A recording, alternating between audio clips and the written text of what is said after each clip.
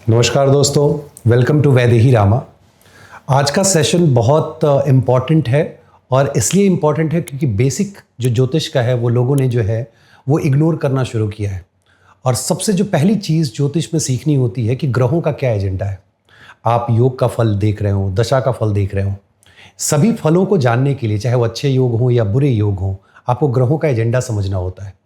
आखिर 9 ग्रह इस लाइफ में हमारे लिए क्या एजेंडा लेकर के आए हैं, तो एक हम नैसर्गिक रूप में आज समझेंगे कि ग्रहों का एजेंडा क्या है, और फिर हम लोग आने वाले सेशंस में ये देखेंगे कि हर ग्रह आपके चार्ट में क्या रिफ्लेक्ट कर रहे हैं। तो सबसे पहले इसको सूर्य से शुरू करते हैं जो राजा है। और जब सूर्य को दिमाग में आप रखें तो बहुत सारी चीज़ें दिमाग में लाने की ज़रूरत नहीं है, रटने की ज़रूरत नहीं है।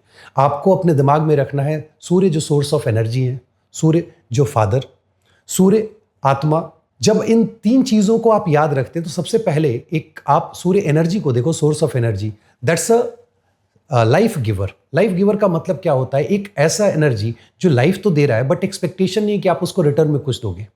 सूर्य इज अ ट्रू गिवर, जिसको हम लोग ट्रू लवर भी कहते हैं। इसीलिए सूर्य को 5वां घर मिला है राजा को। राजा का व्यवहार जो है, जब हम लोग राजयोग की बात करते हैं लोग बहुत खुश होते हैं कि राजयोग है मेरे चार्ट में तो मुझे धन आएगा या बहुत मान सम्मान मिलेगा।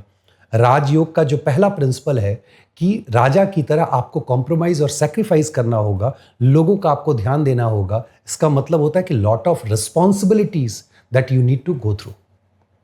सूर्य को जब आप इमेजिन करते हो आसमान में तो आप क्या देखते हो? एक सूर्योदय, एक सूर्यास्त का समय, एक अकेला ग्रह एक जगह से दूसरे जगह मूव कर रहा है। What does it mean?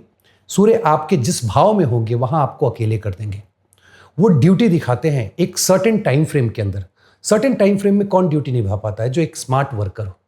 तो जो सन का जो पोजीशन होगा उस पर्टिकुलर हाउस के मामले में आप एक स्मार्ट वर्कर हो जाएंगे। सूर्य एक पिता की तरह है जो सुबह में आपकी खिड़की से रोशनी आती है और आपको दस्तक देती है, उठो उठो चलो तुम्हें स्कूल जाना है, तुम्हें कॉलेज जाना है। सूर्य हमारे जीवन में नई चीजों को स्टार्ट करने के लिए, न्यू इनिशिएटिव के लिए हमें प्रेरित करते हैं। 5th हाउस सूर्य के पास होने का मतलब क्या है कि हमारे पूर्व में किए हुए जो भी कर्म है उसका जो पुण्य है वो सूर्य के पास है। और इसीलिए आपने बहुत बार मेरे वीडियो में सुना होगा कि सूर्य से चौथा घर धन के लिए देखना चाहिए, house of happiness. You can see the maximum wealth 4th from sun, क्योंकि सन हमारे जीवन का आधार है। सूर्य पिता की तरह है जो हमें ड्यूटी सिखाते हैं। सूर्य, हम आत्मा की बात करते हैं। आत्मा का मतलब सेल्फ, मैं। अभी जो मेरी आपसे बातचीत हो रही है कैमरा के माध्यम से, मैं अपने आप को देख रहा हूं। अगर मैं लैपटॉप पे देख रहा हूं या कैमरा पर रिकॉर्ड हो रहा हूं, it means I am talking about me, I, me and my self.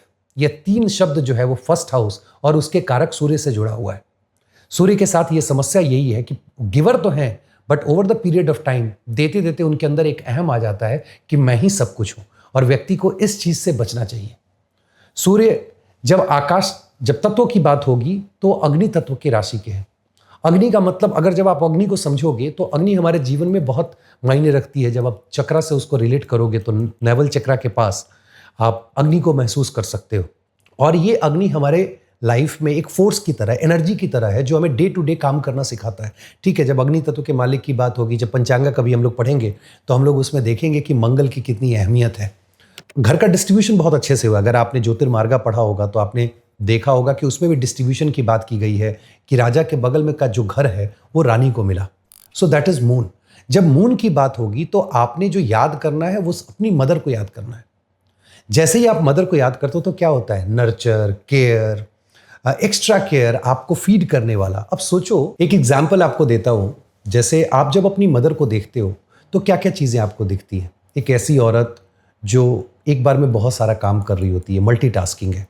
एक ऐसी औरत जो घर में हर किसी का ख्याल रख रही है। चाहे आप सुबह स्कूल जा रहे हो, पिताजी ऑफिस जा रहे हो, आप ऑफिस जा रहे हो, हर समय उनका केयर रहता है कि किसके लिए क्या रिक्वायरमेंट फुलफिल करना है। Moon is like that. Moon is multitasking. Moon is taking care of everyone. Moon को और अच्छे से समझने के लिए मदर के उस व्यवहार को समझना जरूरी है जब वो पुरानी बातों पे रोती हैं, जब वो पुरानी बातों को कैरी करती हैं। आपको बहुत बार ऐसा ध्यान में आया होगा कि जब आपकी मदर, आपकी जो लोग 90s में हैं, जो 80s बॉर्न हैं, उनको पता होगा जब मदर मारती हैं, या आज के डेट में भी, तो वो आज के लिए नहीं मारती हैं। वो 4 दिन 10 दिन पहले, 2 साल पहले की बात भी उठा करके आपको डांटती हैं, मारती हैं। इसका मतलब क्या हुआ? Moon is good at carrying Karma from the past. It is all about the past. और पास्ट कहाँ रहता है? हमारे हृदय में नहीं, पास्ट हमारे मनस लेवल पे होता है। मून हमारे मन को गवर्न करते हैं, उसके अंदर जो पुरानी बातें हैं वो साथ साथ चलते रहती हैं। ये बहुत इंपॉर्टेंट है मून के इस व्यवहार को समझने के लिए। और यही चल के जब बाकी के 2 ग्रहों के बारे में बताऊंगा, जब आपको राहु और केतु के बारे में, जिनको north and south node of moon कहा जाता है, तो आप समझेंगे कि राहु केतु अपने साथ पास्ट लाइफ कर्मा क्यों कैरी करते हैं। मून के बिहेवियर को समझने के लिए मुझे बार बार अपनी माँ की वो बात याद आती है, या वो जो उनकी जो एक्टिविटी थी, जो बहुत पहले जब हुआ करता था कि पैसे को कहीं पे एक जगह रख दिया छोटा सा, आज हम उसे एसआईपी कहते हैं, किसी डब्बे में पैसा रख दिया। ये जो एसआईपी वर्ड है ये मून से रिलेटेड है, चंक्स में, छोटे छोटे चंक्स में पैसे को जमा करना। मून हमारे आसपास की जो सोसाइटी है, जैसे आप किसी अपार्टमेंट में रहते हो, उसके आसपास जितने लोग रहते हैं वो आप मून से देखते हो। Moon is also about NGO, जो हम सोसाइटी को देते हैं, गिव बैक करते हैं। मून मन की शांति, जो कैंसर साइन है, that is all about piece of mind. इसलिए तो हमारे जुपिटर गुरुदेव जो हैं वहां जाकर के एग्जॉल्ट होते हैं। ये आप एक बार जब आपने मून को समझ लिया तो आपने राजा और रानी को समझ लिया। अब अगली बारी अगर घर के डिस्ट्रीब्यूशन पे समझो, तो हमारा 5वां घर राजा का, 4था घर रानी का, उसके बगल में जो है वो प्रिंस को दिया गया है। और ये प्रिंस कौन है? Think like a teenager. जब आप टीनेजर थे, क्या बिहेवियर था? आप जिसके साथ बैठे होते थे, आप उसी के बोले थे, उसी तरह की बातें करते थे। आप जिस एनवायरनमेंट में होते थे, आप स्कूल में होते तो पढ़ते हो, आप खेलने के मैदान पे होते तो खेलते हो। जब आप ऐसे दोस्तों के साथ होते हो जो कि मौज मस्ती करने वाले होते हैं, चाह करके भी कोई आपको पढ़ा नहीं सकता है। आपके अंदर 50 आइडियाज होते हैं, आप हर समय नए नए आइडियाज को एक्सप्लोर करते रहते हो, आप फ्यूचरिस्टिक होते हो, आप आगे की बातें सोचते हो, आप टेक्नोलॉजी की बातें सोचते हो। ये सारी चीज़ें मरकरी अपने साथ गवर्न करते हैं। इसलिए मरकरी का जो 3rd हाउस है वो बहुत इंपॉर्टेंट है। वहाँ से कम्युनिकेशन, वहाँ से पड़ोस देखा जाता है। एक बच्चा जब घर से निकल के पड़ोस के यहाँ जाता है, कम्युनिकेट करना शुरू करता है, शॉर्ट डिस्टेंस जर्नी देखते हैं, राइटिंग देखते हैं। ये वो प्रिंस है जो राहु या किसी ऐसे ग्रह के साथ मिल करके आज जितनी भी टेक्नोलॉजी आ रही है, उस टेक्नोलॉजी के इनोवेशन में इनका बहुत बड़ा रोल होता है। प्लस जो मरकरी है, ये 6th हाउस जो वर्गो साइन है उसको ओन करते हैं। What does it mean? क्यों राजा ने अपने बगल के घर का दिया? क्योंकि 6ठा घर हमारे प्रारब्ध, हमारे पूर्व पुण्य को सस्टेन करता है। किसी भी राजा का राज्य अगर सस्टेन करना है तो उसके राजकुमार का अच्छा होना जरूरी है। 6ठा भाव फ्री विल का भाव है। आप समझे, बहुत से लोग जब कंसल्टेशन में आते हैं और जब हम लोग प्रेडिक्शन देते हैं कि आपको जॉब मिल जाएगी, और मुझे याद है कि मैंने किसी को कहा था कि आपको 5 दिसंबर तक जॉब मिल जाएगी, उस बच्चे ने अप्लाई ही नहीं किया।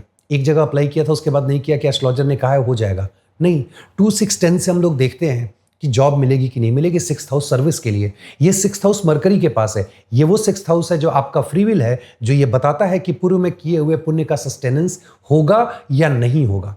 इसलिए mercury is the most challenging ग्रह टू इवैल्यूएट, क्योंकि वो अपना व्यवहार बदलते रहते हैं। वो माया के साथ हैं तो माया जैसे हैं, अगर वो पृथ्वी तत्व हैं तो पृथ्वी तत्व की तरह बिहेव करेंगे, अग्नि तत्व में है तो अग्नि तत्व की तरह बिहेव करेंगे। तो ग्रह, राशि और नक्षत्र लेवल पे उनका व्यवहार बदलते चला जाता है। ये प्रिंस के आगे जब आप पढ़ेंगे तो अगला घर हमें दिया गया है वीनस का, शुक्र का, मतलब टॉरस और लिब्रा, ये दोनों साइन गुरु के पास है। और मैं गुरु बोल रहा हूं, बहुत आश्चर्य होगा, क्योंकि गुरु की जब बात होती है तो लोग बोलते हैं बृहस्पति देव। हाँ, बृहस्पति देव गुरु हैं, लेकिन उन्होंने ऑप्ट किया था कि देवताओं को वो पढ़ाएंगे। और शुक्राचार्य, उन्होंने ये तय किया कि अगर सभी लोग देवताओं को पढ़ाएंगे तो डीमंस जो राक्षस है उनको कौन पढ़ाएगा। तब इसीलिए बार बार मैं कहता हूं कि Venus is at a different level all together. एक ऐसे गुरु जो डिस्क्रिमिनेशन नहीं करते हैं, एक ऐसे गुरु जो जस्टिस देते हैं सोसाइटी के हर वर्ग के लिए। इसीलिए वीनस को जब पैसे देने की बात आती है तो वो ये नहीं सोचते हैं कि आप गॉड हैं या डीमन हैं, आप देवता हैं या राक्षस हैं। अगर आप अच्छा कर रहे हो तो आपको वहां पे रिजल्ट मिल रहा है। वीनस को समझने के लिए एज पार्ट ऑफ ग्रहों का एजेंडा, जो मैं बार बार बोलता हूं कि एजेंडा को समझो। वीनस टॉरस के मालिक हैं, लिब्रा में जो है वो ओन करते हैं और साथ में एग्जॉल्ट होते हैं पाइसिस में। पाइसिस जिसको लॉस ऑफ सेल्फ बोलते हैं, ये तभी होता है जब आपके लाइफ में कोई एंट्री होती है किसी और की, आप कॉम्प्रोमाइज, सैक्रिफाइस करना शुरू करते हो। 7वें घर में विवाह होता है, और ये सारी चीजें, 7वें का विवाह अगर देखोगे तो gain of marriage in the 5th house of children, progeny. Venus का पूरा एजेंडा होता है बच्चा पैदा करने का। अब उसको समझो, एक स्टेप आगे चल के इसको समझने की कोशिश करते हैं। 12th house of bed pleasure, 7th house of marriage gain is with the 5th house, और 2nd हाउस जो है फैमिली का है, मतलब बेड प्लेजर, शादी, बच्चा, gain of the family. This is the agenda of the Venus, इसलिए उनको कारका ऑफ रिलेशनशिप कहते हैं। एक बार जब आप ये समझ जाएंगे तब वीनस की अहमियत को रिलेशनशिप में आप समझने लगेंगे। वीनस जुपिटर से एक कदम आगे हैं क्योंकि उनके पास मृत संजीवनी है। जुपिटर ने बहुत कोशिश की कि उनको मृत संजीवनी मिल जाए, उन्होंने अपने पुत्र को भी भेजा था, लेकिन वो नहीं हो पाया। मृत संजीवनी का मतलब क्या है? कोई व्यक्ति अगर मृत्यु के सैया पे भी लेटा हुआ हो तो वहां से भी ये संजीवनी उसको वापस लेके आ सकती है। There is a sutra, if Venus is in 8th house और आपके घर में कोई फीमेल है और आपकी तबीयत बहुत खराब है, आप उसको बता के रखो, आपका हाथ पकड़े और महामृत्युंजय मंत्र जाप करे। Trust me, with 100% guarantee I am telling you will come out from ICU until unless कि आपका डेथ का डे आ चुका है। इफ इट इज लाइक बीमार पड़े हो, अकाल मृत्यु तक से पुल किया जा सकता है महामृत्युंजय मंत्रा से, अगर वीनस आपके 8th हाउस में है, क्योंकि 8th हाउस ऑफ लॉन्जिविटी है। लॉन्जिविटी को वो मृत संजीवनी फीड कर रहे होते हैं। ये इंपॉर्टेंस है वीनस का। वीनस के बाद जो घर का डिस्ट्रीब्यूशन हुआ राजा रानी ने दिया, वो अपने सेनापति मंगल को दिया। सेनापति का व्यवहार बहुत जिसको बोलते हैं यूनिक होता है। वो हर सुबह उठते हैं। एक सेनापति सबसे पहली चीज़ है, उठने से पहले समझते हैं। सेनापति जो शरीर से बलिष्ठ हो, इसलिए मंगल को जो है वो देह कारक बोलते हैं। जो एक्सरसाइज करे, फॉर एग्जाम्पल समझने के लिए, और एक्सरसाइज करने के बाद वह व्यक्ति जब उस तरह के ओहदा को पा लेता है तो उसका काम क्या होता है? सुबह उठा, एक लड़ाई लड़ता है, शाम को सोता है, अगले दिन अगली लड़ाई पे चला जाता है। आपने कभी किसी सेनापति को किसी राज्य को भोगते हुए नहीं सुना होगा। A real warrior is one who is fighting the battle every day. कभी ऐसा नहीं होता है कि वो आराम कर सके। What does it mean? इसका मतलब होता है कि मंगल अपनी दशा अंतरदशा में जो दे के जा रहे हैं, जाते जाते वो आप लेकर के अपने साथ चले जाएंगे। It's a risky one. ठीक है, आपको जुपिटर अगर उस समय मान लीजिए मंगल को दृष्ट कर रहे हैं या कोई और ग्रह जो उनके काउंटर हैं, और आगे चल के हम लोग जानेंगे क्यों जुपिटर एंड शनि जो है वो काउंटर है, तब उस समय में आपका धन बच जाता है। अदरवाइज मंगल की दशा में आप जो पाते हो, अंत आते आते आप खो देते हो। मार्स को 2 घर जो मिले हैं बहुत पिक्यूलियर है। एक जहां से हमारा जन्म होता है, एक हमारे जहां से हमारी लॉन्जिविटी मृत्यु तय होती है। और ये माना जाता है शास्त्र के हिसाब से कि जब व्यक्ति मरता है, मरने से पूर्व उसके जीवन में उसके निगाह में, मैं ऐसे बोलूँ तो उसके दिमाग में ये चलते रहता है कि जीवन में क्या अच्छा किया, क्या बुरा किया, क्या पाया, क्या खोया। कंटिन्यूअसली आप उस चीज को सोचते सोचते सोचते जब आपकी, जिसको कहते हैं प्राण जब बाहर निकले ना, तो एक रील, एक स्नैपशॉट पे आपकी आंखें फंस जाती है और आंखें आपकी खुली रह जाती हैं। वो आपकी डिजायर होती है उस लाइफ की। और मार्स उसी डिजायर को कैरी करते हुए 8th हाउस से उसको लेकर के 9th 10th 11th 12th जब रीबर्थ होता है तो वहां से as a seed 4th aspect से 4th हाउस में रखते हैं। This is beautiful concept. Again Jyotirmarga अगर आपने पढ़ा होगा व्यक्ता अव्यक्ता का कॉन्सेप्ट, तो आप इसको समझ सकते हैं। मार्स ट्रांसफॉर्मेशन के कारक है। अब ट्रांसफॉर्मेशन का मतलब क्या होता है? 8th हाउस ट्रांसफॉर्मेशन मतलब सब कुछ खत्म हो जाएगा। अगर शरीर है तो ट्रांसफॉर्म कर रहा है, कुड भी एक्सीडेंट होकर डिसेबिलिटी हो जाए या हो सकता है मौत हो जाए। लेकिन आज मुझे अभी याद आ गई, मैं किसी से मिला था, स्कॉर्पियो साइन, मार्स इन लग्न, and I give this example to that person कि मार्स अपनी 8वीं दृष्टि से 8वें घर को देख रहा है। अब कोई भी जो स्कॉर्पियो वाले हैं अक्सर हाँ यूट्यूब पे आते हैं, सर मेरा तो स्कॉर्पियो लगना है, बहुत बेकार हुआ, और खास करके मंगल उसमें बैठ जाए तो लोग और भी डर जाते हैं। लेकिन वह व्यक्ति बिजनेस में है। बिजनेस का मतलब अदर्स मनी। 8वीं दृष्टि का मतलब है 8वें घर, और 8वां घर जो होता है अदर्स मनी है।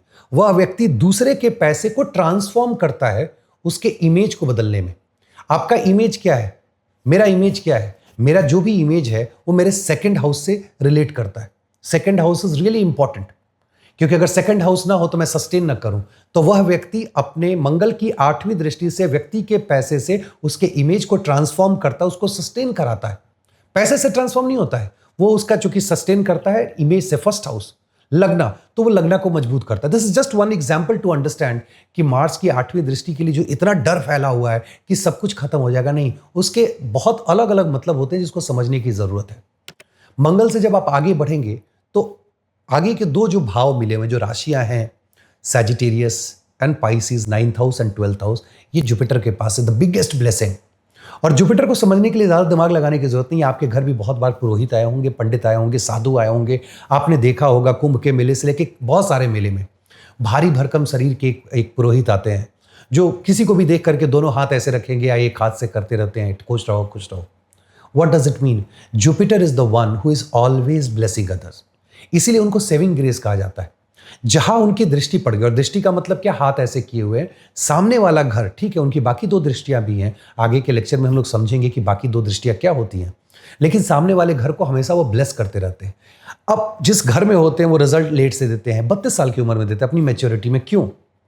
आप किसी पुरोहित को अपने घर बुला लो और आपने एक कमरा दे रखा है उसे, और आप कहते हो कि यार इस कमरे में पंडित जी या साधु जी आप रहें।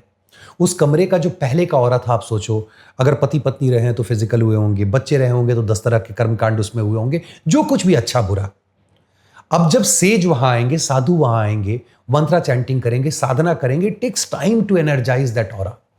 और एक बार जब वो एनर्जाइज हो जाता है, जब आप उस कमरे में जाते हैं तो आप आपस में बात करते हैं, वो सब कुछ बदला हुआ है ना।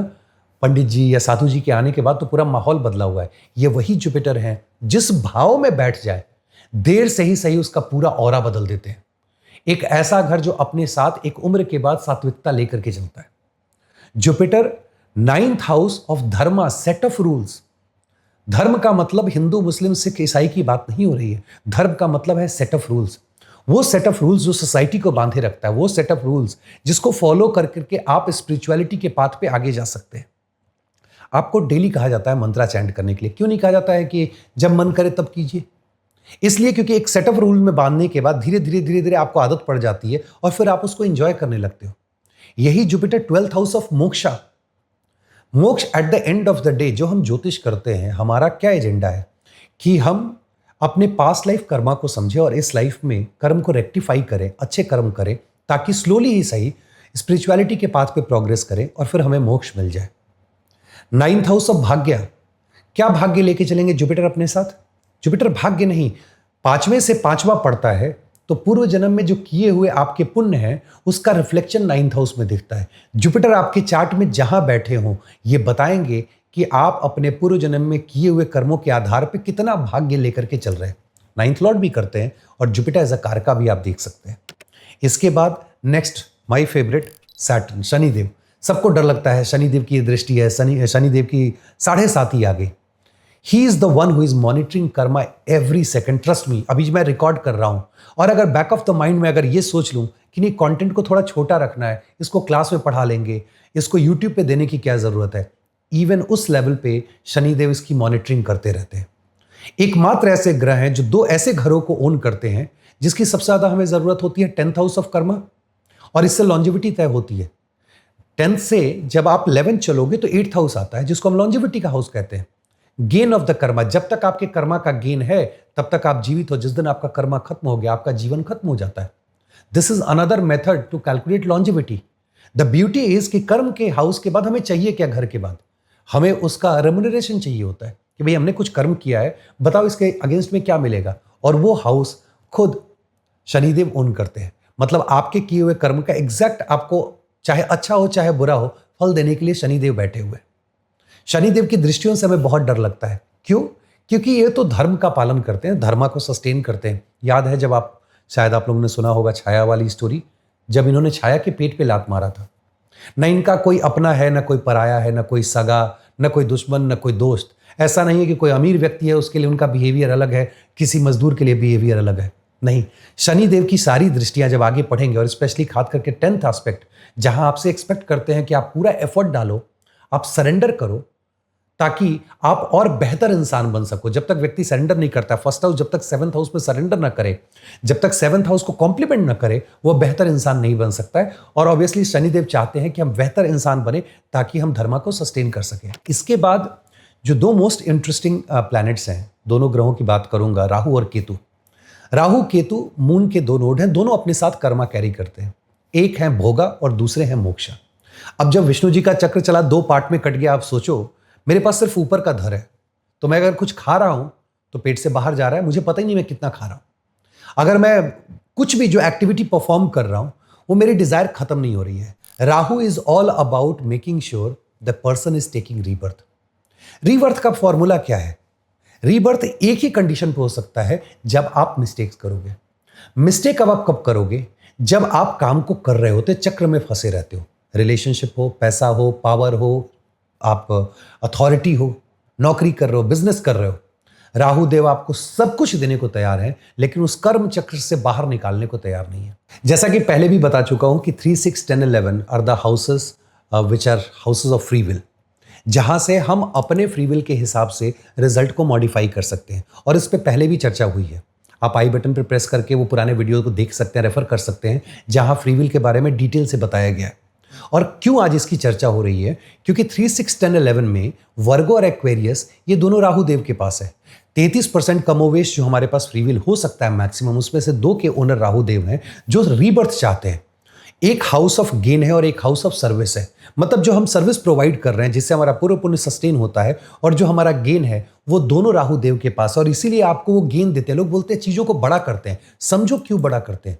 वो इसलिए गेन देते हैं कि maximum gain will leads to making more mistakes, और यही उनका एजेंडा है। आप रिलेशनशिप हो जाएगा तो एक पहले ऐड आता था, आपको शायद याद होगा, ये दिल मांगे मोर, एक से मेरा क्या होगा। Rahu is like that. पैसे की बात है, आप उनको 100 रुपए का एक बंडल दे दो, 10,000 रुपए, बोलेंगे नहीं यार इससे क्या होने वाला है। बिजनेस करना, एक बिजनेस से क्या होगा, मल्टीपल बिजनेसेस करते हैं। बट ट्रस्ट मी, जिस दिन आपके चार्ट में, अगर जिसके भी चार्ट में राहु देव आत्मकारक हो गए, you are lucky. Yes, you will feel the pain, but that is the best time when you can get moksha. At least if not get the moksha, आप प्रोग्रेस बहुत अच्छा करेंगे। राहु देव पुत्र देते हैं, पुत्र कारक मैं बोल रहा हूं, मैं पुत्र और पुत्री डिफरेंशिएट नहीं कर रहा हूं, शास्त्र के हिसाब से बता रहा हूं, क्लासिक के हिसाब से। आपको वो हर चीज, चाहे आप ब्लॉगिंग करना चाहते हो, बिना उनके नहीं हो सकता है। मैं अभी बोल रहा हूं, ठीक है, रिकॉर्ड हो रहा है, लेकिन ये जिस माध्यम से, वायर के माध्यम से, वायरलेस के माध्यम से ट्रांसफॉर्म होकर के आप तक पहुंच रहा है, आपको क्या लगता है बिना माया के ये पॉसिबल है? नहीं पॉसिबल है। आज एक वीडियो को चाहे हजारों देखे, लाखों देखे, उसमें राहु देव रहते ही रहते हैं। अगर कोई व्यक्ति मल्टीप्लाई कर रहा है बिजनेस को, पैसे को, राहु देव रहते हैं। अगर वो एक्स्ट्रा मैरिटल में जा रहा है, 99% केस में राहु देव रहेंगे। बाय द वे, जुपिटर भी एक्स्ट्रा मैरिटल देते हैं। इसलिए सिर्फ ग्रहों को ब्लेम नहीं करना, उनके एजेंडा को समझना है। और इनका एजेंडा बहुत क्लियर है कि मुझे रीबर्थ देना है। इसलिए तो एक्वेरियस लिया है। एक्वेरियस में क्या होता है कि आपने मटका देखा होगा जिससे पानी निकलते रहता है। That is the one pot जहां कैलकुलेशन चलता है। अब रेफरेंस के लिए जो लोग कभी गए हो फल की मंडी में जाके देखो, बड़ी इंटरेस्टिंग चीज होती है। आप वहां जाओगे और बोलोगे कि आज सेब का रेट क्या है, और जो अब बॉक्स आता है उसका rate, 2 people will come, they will put it the hand in the box. वो एक झोला रहता है, उसमें हाथ डाल देते हैं, और कुछ तो वो करते हैं, and then they will take their hands out, और उसके बाद रेट बोलते हैं आज 500 रुपए का पेटी एंड ऑल दैट। ये जो कैलकुलेशन का तरीका है ना, ये राहु देव का तरीका है। He is the one who is looking at कि धर्म, कर्म और कैलकुलेशन। यार कैलकुलेट करके इस व्यक्ति को 12th में नहीं भेजना है, इसको फर्स्ट में भेजना है। He is fantastic, is really good at doing that. Counter अगर देखोगे, केतु देव, केतु देव के पास मोक्ष को लेने के अलावा कोई ऑप्शन ही नहीं है, कुछ बचा ही नहीं है उनके पास। उनके पास ना तो खाने के लिए कुछ है, ना सुनने के लिए है, ना बोलने के लिए। He is the one who is मोक्ष कारक। क्या होता है मोक्ष? मोक्ष ऐसे कैसे मिलता है मोक्ष? जीरो स्टेट ऑफ माइंड और zero state in our life is the state of moksha. सुख और दुख दोनों के जब आप परे हो, जब तटस्थ जीवन जीते हैं, तो वो स्टेट होता है जब आपको मोक्ष मिलता है, जब आप वैकुंठ जाते हैं। प्रॉब्लम कहां आती है? प्रॉब्लम यह आती है कि हमारे पास्ट लाइफ के किए हुए कर्मों के आधार पे जब तक उसका कैंसिलेशन ना हो, तब तक हम जीरो स्टेट में नहीं पहुंचते। अच्छे बुरे सारे कर्म जो हैं मिल करके जीरो स्टेट में आने चाहिए। केतुदेव कहते हैं, मैं जहां बैठा हूं, जिस ट्राइन में मैं पढ़ रहा हूं, और जहां मेरी राशि दृष्टि पड़ रही है, आई विल मेक श्योर कि वहां से आपको लिविंग सिग्निफिकेशंस जो लोग होते हैं वो आपके लाइफ में लेके आए, ताकि आप कर्मा को कैंसिल कर सकें। इसका मतलब है जो लोग आएंगे अपना कर्मा कैंसिल करेंगे और फिर वो आगे बढ़ जाएंगे, और यहीं पे एक ट्रॉमा टाइप का एक्सपीरियंस आपको मिलता है। आइडियली अगर आप मोक्ष अलाइंड पर्सन हैं, जो पहले के वीडियोस में आपने देखा है, and I will try my best कि put it in the description, और आई बटन पे भी आप देख सकते हैं प्रेस करके, जहां पे भोगा और मोक्ष अलाइन के बारे में बात की गई है। जब आप अगर मोक्ष अलाइन है, you will be very happy कि कर्मा खत्म हो गया, लेकिन अगर भोगा अलाइन है, you will be crying like anything. और केतुदेव इसीलिए मार्केट में जो है लोग बोलते क्या है, जब एस्ट्रोलॉजी में आप आएंगे, वीडियोस देखेंगे, केतु की महादशा आ गई, सब कुछ खत्म हो जाएगा। No no no no no. पहले ये समझो, केतु अगर 7th हाउस में बैठे, जस्ट फॉर एग्जाम्पल, आपने देखा मैरिज होगी, हाँ जी, क्योंकि वो कुलस उन्नति है, कुल की उन्नति कराते हैं, तो मैरिज देंगे, फैंटास्टिक। वो मैरिज कब तक चलेगा? लोग बोलते हैं सर ये तो 2-4 साल में खत्म हो जाए। नहीं, पहले ये देखो कि दशा, जिस दशा में पार्टनर की एंट्री होने वाली है, वो दशा क्या तय करती है, D9 क्या तय करता है। अगर ये 4 जन्मों का बंधन है, तो इस जीवन में आप टिल एंड उसी स्पाउस के साथ रहेंगे। लेकिन ये थोड़े पीरियड के लिए है, तो वो जैसे ही पीरियड ओवर होगा केतु कट कर देंगे। Ketu is good at detaching, but किसी भी डिटैचमेंट के लिए अटैचमेंट होना तो जरूरी है ना। किसी भी कर्मा के कैंसिलेशन के लिए पहले पार्टनर का या किसी भी व्यक्ति का आपके लाइफ में आना और फिर कर्मा का प्रोग्रेस होना और तब कैंसिल होना जरूरी है।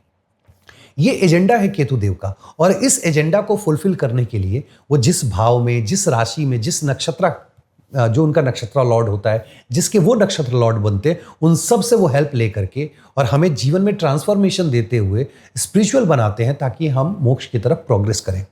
ये बहुत नटशल में आज मैंने कोशिश करी कि 9 ग्रहों के बारे में आपको बताऊं। जब आप ग्रहों के एजेंडा को दिमाग में रखोगे और जब आप इसका विश्लेषण समझ गए एक बार, और जब इसको इंप्लीमेंट करोगे योग के अंदर, दशा के अंदर, तो आपके लिए बहुत, जिसको बोलते हैं, बहुत उम्दा रिजल्ट लेकर के आएगा। एक एग्जांपल देता हूं before I end this video. Sun जब 10th हाउस में होते हैं, दिग्बली होते हैं, दोपहर का समय 12 बजे एकदम चमकते हुए सूर्य हमें दिखते हैं, बहुत अच्छी बात है। लेकिन शुरुआत में हमने क्या सीखा? सूर्य जहां भी होते हैं आपको अकेले कर देते हैं। आपको सरकारी नौकरी मिल गई, आप बहुत बड़े ऑफिसर हो गए, you are CEO of the company, but still you are alone. अकेले हैं आप। पूरे ऑफिस में सब लोग मस्ती कर रहे हैं, खाना खा रहे हैं, साथ में बाहर जा रहे हैं, घूम रहे हैं। You are the one who is sitting alone in a room and you are thinking, वो आई गॉट एवरीथिंग।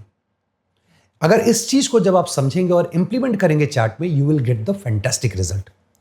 उम्मीद करता हूं कि ये जो वीडियो है आपको उस लेवल का नॉलेज जरूर देगा जहां से आप ज्योतिष की शुरुआत कर सकते हो। और जो लोग ज्योतिष में हैं वो एक नए नजरिए के साथ ग्रहों को और ग्रहों से बनने वाले जो योग और उसके जो फल हैं उसको आप नए तरीके से और इवैल्यूएट करोगे, नए तरीके से उसको देखने की कोशिश करोगे। आज